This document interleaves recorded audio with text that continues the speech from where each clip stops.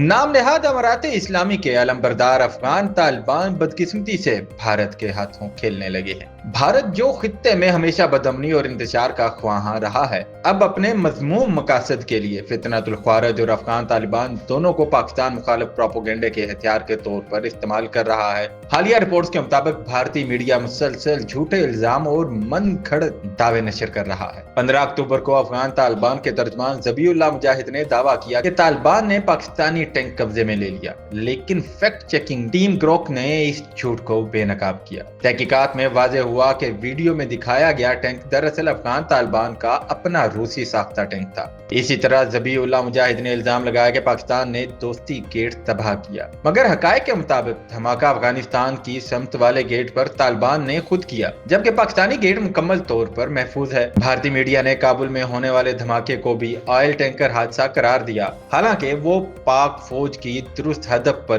की गई कार्रवाई थी। यही नहीं, भारतीय चैनल्स ने शुमारी वजीरिस्तान के शहरी आदिल दावड़ को शहीद पाकिस्तानी फौजी जाहिर किया है, जिसे खुद आदिल दावड़ ने वीडियो पैगाम के जरिए झूठा करार दिया। ये तमाम वाकयात इस बात का सबूत हैं कि भारत ने तालिबान और फितनतुल ख्वारिज दोनों को अपने प्रोपेगेंडा नेटवर्क का हिस्सा बना लिया है। लेकिन पाकिस्तान हमेशा की तरह इस गुमराहकुन मुहिम का मुकाबला सबूतों और ठोस हकायक के साथ कर रहा है और दुश्मन के तमाम मज़मूम अज़ाइम एक बार फिर नाकाम बना दिए गए हैं।